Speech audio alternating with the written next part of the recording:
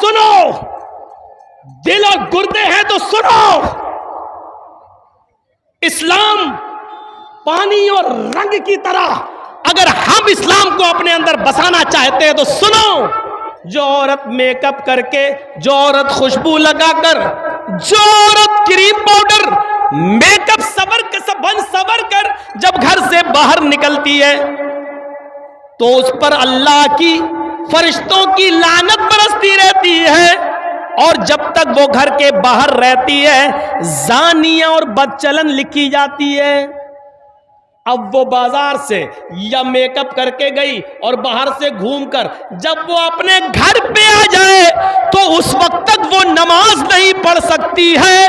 Note کریے، اس وقت تک وہ نماز نہیں پڑھ سکتی ہے جب تک کہ وہ ایسے غسل نہ کر لے، ایسے نہا نہ لے جیسے شوہر سے بیوی ملنے کے بعد، ہم بستر ہونے کے بعد جب بیوی غسل کرتی ہے اور نہا کر پاک ہوتی ہے، جب تک یہ عورت اس طریقے پر غسل نہ کر لے تب تک وہ نہ نماز پڑھ سکتی ہے نہ روزہ رکھ سکتی ہے۔ اب بتائیے ہم اسلام کے اس مشن میں کتنے گھل چکے ہیں؟ بتائیے اسلام کا ہمارا اور ہماری بیٹیوں کا اسلام کیسا ہے؟ کیا پانی اور رنگ کی طرح ہے؟ کیا ہماری لڑکیاں، ہماری بیویاں کیا اس اسلام کے مزاج میں پوری کی پوری داخل ہیں؟ کون سی لڑکی ہے جو لپسٹک لگا کے نہیں آئی ہے؟ ذرا دیکھو تو آج کل نگاہیں نیچی کر کے کون چل رہا ہے؟ نگاہیں نیچی کر کے اگر چلیں گے تو ٹکر اور ہوگی۔ اچھا آپ ایمانداری کے ساتھ بتائیے، جلسہ ہو رہا ہے نا، عورتوں کی آواز آ رہی کہ نہیں آ رہی؟ دیکھ رہے ہیں؟ ہم تھوڑی دیر چپ ہو جائیں تو لیڈیز کی آواز یہاں آ رہی ہے۔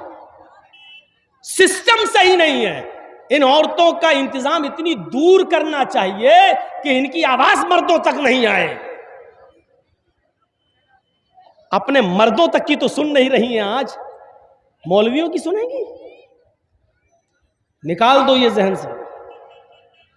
ایک مولانا صاحب نے خطبہ کیا تقریر میں جمعے میں، تو جمعے کا نماز پڑھ کے بیچارہ آدمی اپنے گھر گیا اور اپنی بیوی کو گود میں اٹھا کے ڈانس کرنے لگا،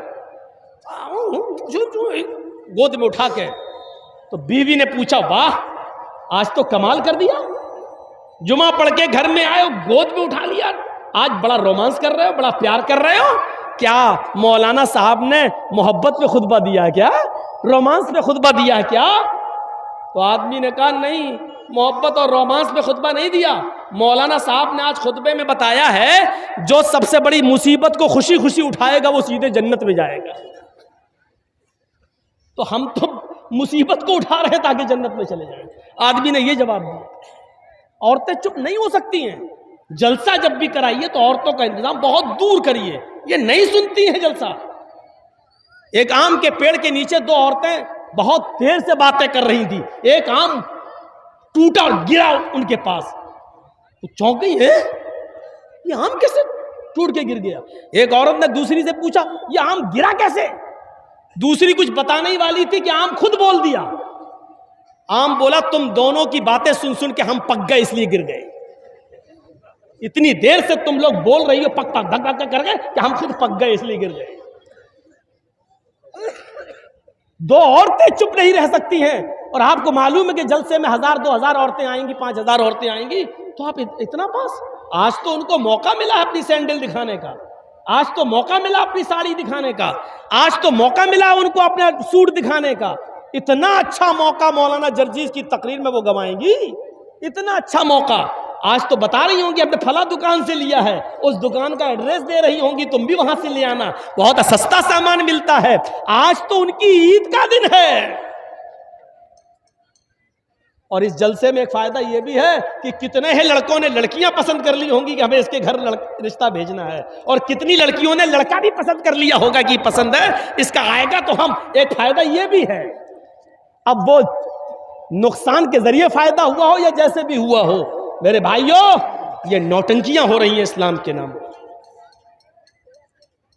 ورنہ اللہ کے نبی کے زمانے میں اگر عید کا خطبہ اللہ کے نبی مردوں کو دیتے تھے تو عورتوں کے مجمع میں پردے کی ओर से आप उनको भी खुतबा देते थे और पर्दे के पीछे से खुतबा देते हुए कहते थे या माशरन निसाई तसद्दक़ना फ़इन्नी उरीदुकुन्ना अक्सर अहलिन नार, ऐ औरतों ज्यादा से ज्यादा सदका और खैरात करो, इसलिए कि हमने तुम्हें जहन्नम में सबसे ज्यादा जलते हुए देखा है।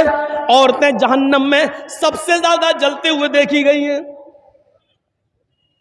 पूछा साहबियात ने, अल्लाह के नबी आगे की तकरीर हम नहीं सुनेंगे आपकी, बस करिए, हमें सिर्फ इतना बता दीजिए कि औरतें सबसे ज्यादा जहन्नम में क्यों गई, क्यों जाएंगी, ताकि हम वो अमल अगर हमारी जिंदगी में हो तो हम छोड़ दें। फरमाया तकसुरनल लान व तुकसिरनल लान व तकफुरनल अशीर, तुम लानो तान ज्यादा करती हो, तुकसिरनल लान, तुम लानो तान ज्यादा करती हो, एक दूसरे की बुराइयां करती हो, एक दूसरे पर लानत भेजती हो और अपने शौहर अपने हस्बैंड की नाफरमानी करती हो। याद रखना मेरे भाइयों, अल्लाह के नबी सल्लल्लाहु अलैहि वसल्लम ने फरमाया अय्युम इम्रातिन मातत व ज़ौजुहा अनहा राज़िन, जो औरत मर गई, जिस औरत का इंतकाल हुआ और इंतकाल के वक्त उसका पति उससे खुश था, उससे राजी था, तो वो औरत जन्नत के अंदर दाखिल होगी। मेरी माँ बहनें पहली बात तो सुन नहीं रही हैं, और जो सुन रही है वो सुन ले, अल्लाह के नबी ने जन्नती औरत की पहचान बताई। अय्युम इम्रातिन मातत, जो औरत मर जाए, इंतकाल कर जाए, लेकिन इंतकाल करते वक्त उसका पति, उसका हस्बैंड उससे राजी था, उससे खुश था, फदखलतिल जन्ना, तो ये औरत जन्नत के अंदर जाएगी। लेकिन इसके उल्टे भी फरमाया कि जो औरत मर गई इस हाल में कि उसका पति उससे राजी नहीं था, उससे खुश नहीं था, तो वो कितनी बड़ी नमाजी हो, चाहे तहज्जुद की नमाजी क्यों ना पढ़ती हो, वो जन्नत के अंदर दाखिल नहीं हो सकती। चाहे कितनी रोजेदार हो, वो जन्नत के अंदर नहीं जा सकती है। मेरे प्यारे साथियों, हमें अपनी बेटियों को ये तालीम देना चाहिए ताकि वो जब घर से जाएं, ससुराल में जाएं, तो वो अपने पति को इज्जत की नजर से देखें और उनको खुश रखने की कोशिश करें। मेरे भाइयों, हमने ये तालीम नहीं दी है, अपनी बेटियों के हाथ में मोबाइल दे दिया है, हमारी बेटियां मोबाइलों में ड्रामे देख रही हैं और जैसे बताया जा रहा है उस तरीके से आज वो अपने पतियों के साथ अपनी जिंदगी गुजार रही हैं। हमने मजाक समझ रखा है इस्लाम को। सुनिए और गौर से सुनिए, हम अपनी बीवी के साथ खाना खा रहे हैं, सुन लो, आज मसलों पे आ गए हैं और मेरा दिमाग अब इधर फिर गया है, तो अब सुनिए आप। हम अपनी बीवी के साथ, एक मिसाल है, आप भी सुनिए, हम अपनी बीवी के साथ खाना खा रहे हैं और खाना खाते ही के दौरान हमारी बीवी की बहन, साली, बीवी की बहन घर में आ जाती है और मेरी बीवी अपनी बहन को कह रही है आओ आओ तुम भी खाना खा लो, आओ आओ कोई बात नहीं आओ, और साली भी बैठ गई। सुनो, कलेजा है तो सुनो, दिल और गुर्दे हैं तो सुनो। इस्लाम पानी और रंग की तरह, अगर हम इस्लाम को अपने अंदर बसाना चाहते हैं तो सुनो, बीवी की मौजूदगी में भी, बीवी की मौजूदगी में भी, बीवी के सामने भी हम अपनी साली के साथ बैठकर खाना नहीं खा सकते हैं। मेरी साली भी मेरे साथ बैठकर, मेरी बीवी की मौजूदगी में भी मेरे साथ खाना नहीं खा सकती है। इस्लाम हमारी बीवी की बहन को, हमारी साली को भी बीवी की मौजूदगी में भी बहनोई के साथ खाना खाने की इजाजत नहीं देता है।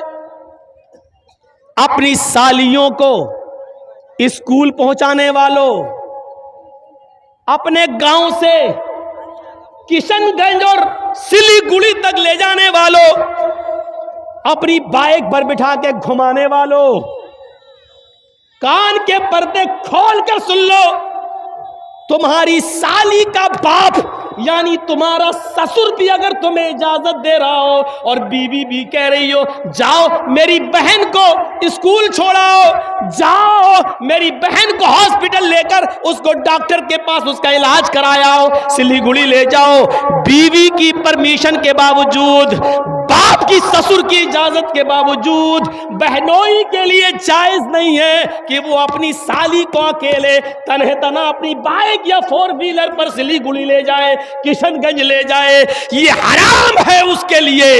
کلیجہ تھام کے بیٹھو اور دیکھو ہمارے معاشرے کے اندر یہ برائی پائی جا رہی ہے کہ نہیں پائی جا رہی ہے، پائی جا رہی کہ نہیں پائی جا رہی ہے۔ جب بیوی کی اجازت اور سسر کی اجازت کے بعد بھی جائز نہیں ہے تو بنا اجازت گھمانا یہ کیسے جائز ہو جائے گا؟ بہت آسان ہے کہہ لینا کہ سالی آدھی گھر والی ہے، تیرے باپ کا فتویٰ ہوگا، یہ تیرے باپ کا سسٹم ہوگا، یہ تیری بہن بھی کسی کی سالی ہوگی وہ بھی اس کی آدھی گھر والی ہوگی۔ اس کو اس نظریے سے دیکھنے کی کوشش کرو۔ اسلام کے اندر سالی کو بھی بہنوئی سے پردہ کرنا پڑے گا، اس لیے کہ بیوی کے انتقال کے بعد یا بیوی کی طلاق کے بعد سالی کے ساتھ نکاح جائز ہو جاتا ہے، اور جس کے ساتھ نکاح جائز ہو اس سے پردہ ضروری ہے۔ جہاں یہ مسئلہ سالی کے ساتھ ہے وہیں یہ مسئلہ بھابھی کے اوپر بھی لاگو ہوتا ہے۔ سن لو، ہماری بھابھی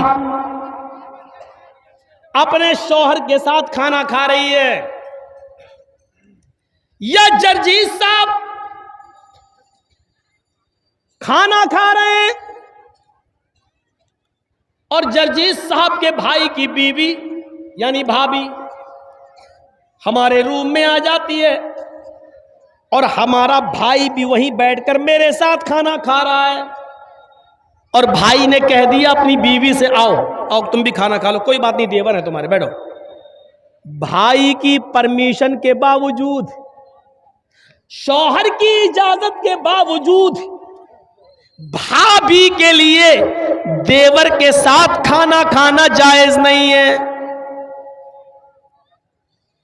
بھائی کی پرمیشن کے باوجود بھابھی کو اکیلے بائک پہ بٹھا کے کشن گنج اور دارجلنگ لے جانا، سلیگوڑی لے جانا جائز نہیں ہے۔ دلیل یہ ارائیت الحمو یا رسول اللہ، ایک عورت نے سوال کیا اے اللہ کے نبی کیا میں دیور سے بھی پردہ کروں؟ دیور ہمارے گھر میں رہتا ہے، جوائنٹ فیملی ہے، آنا جانا لگا رہتا ہے، کیا میں دیور سے بھی پردہ کروں؟ تو اللہ کے نبی نے فرمایا ہاں، محلے کے دوسرے لوگوں سے کبھی کبھی بے پردگی ہو جائے چلے گا، محلے کے دوسرے لوگوں کے سامنے کبھی چہرہ کھل جائے چلے گا، الحمو الموت، لیکن دیور سے ہر حال میں پردہ کرنا ہے، کیونکہ دیور تو موت ہے بھابھی کے لیے۔ یہ زبان ہماری نہیں ہے، ہماری زبان ضرور ہے لیکن الفاظ محمد رسول اللہ کے ہیں، حدیث جناب محمد رسول اللہ صلی اللہ علیہ وسلم کی ہے، الحمو الموت، دیور بھابھی کے لیے موت ہے۔ اب اندازہ لگاؤ جو موت ہو وہ موت کیسے بھابھی کو لے کے جا سکتا ہے اپنے گھر سے باہر؟ صاحب میرے بھائی نے اجازت دے دی، یہاں بھائی کی اجازت نہیں چلے گی، یہاں شریعت کا حکم چلے گا، شریعت کا حکم۔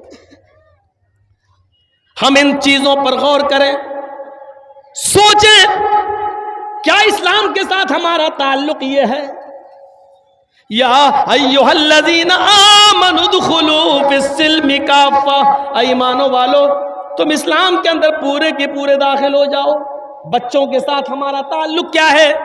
فرمایا جب تمہارے گھر میں بچہ پیدا ہو، جب تمہارے گھر میں بچہ پیدا ہو تو 7ویں دن اس کا عقیقہ کرو، اس کے سر کے بال کاٹو، پورا ٹکلا، 7ویں دن اس کے سر کے سارے بال چھلو، اور بالوں کے وزن کے برابر چاندی غریبوں اور مسکینوں میں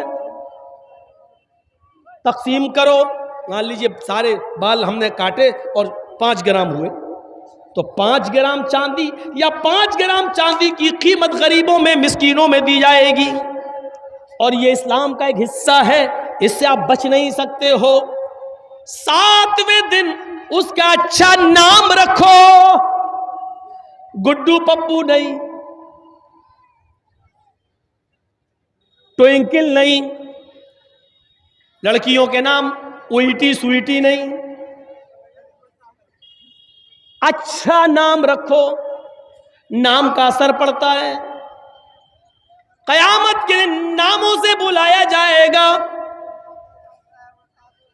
اچھا نام رکھو جس کا معنی اچھا ہو۔ جب 7واں دن ہو جائے تو اس کا عقیقہ کرو، اور مسئلہ یاد رکھنا، عقیقہ صرف 7ویں ہی دن ہے،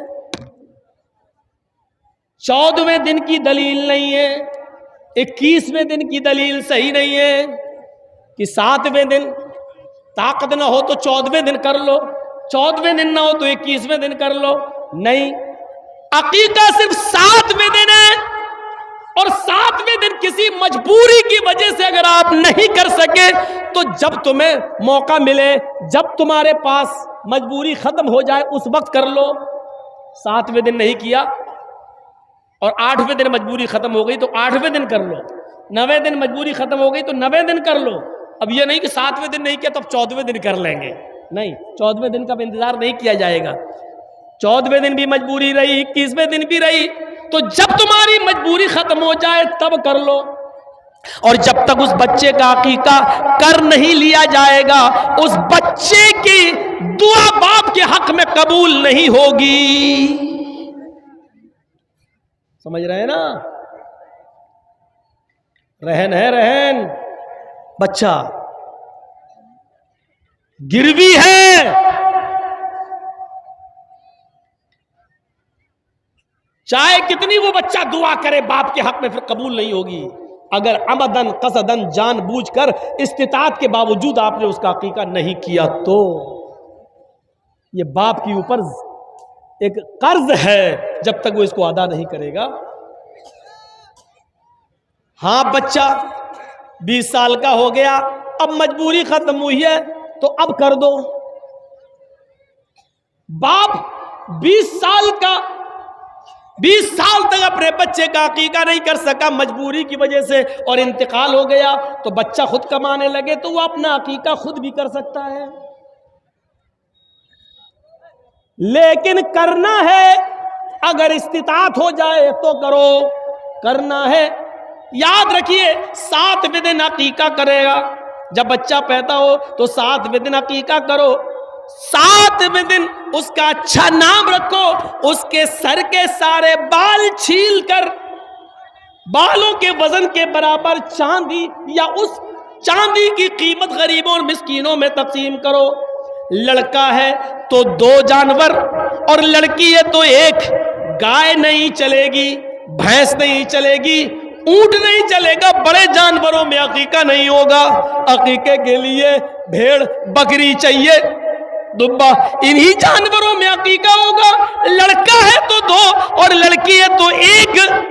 ہاں اگر آپ کے پاس مجبوری ہے اور لڑکا پیدا ہوا ہے لیکن 2 جانور کی قیمت نہیں ہے، 2 جانور کی استطاعت نہیں ہے، 1 جانور آپ کر سکتے ہیں، اگر استطاعت نہیں ہے تو 1 جانور بھی کیا جا سکتا ہے۔ اسلام میں آسانی ہے، سختی نہیں ہے۔ اگر 2 لڑکا ہے اور ہم غریب ہیں، 2 جانوروں کی قیمت نہیں ہے میرے پاس لیکن 1 کی استطاعت ہے، تو یہاں اجازت ہے شریعت کی طرف سے تو تم 1 ہی کر دو، کیونکہ اللہ رب العالمین کسی پر اس کی بوجھ سے زیادہ، اس کی حیثیت سے زیادہ اس پر بوجھ نہیں ڈالتا ہے۔ لڑکی ہے تو 1 ہے ہی۔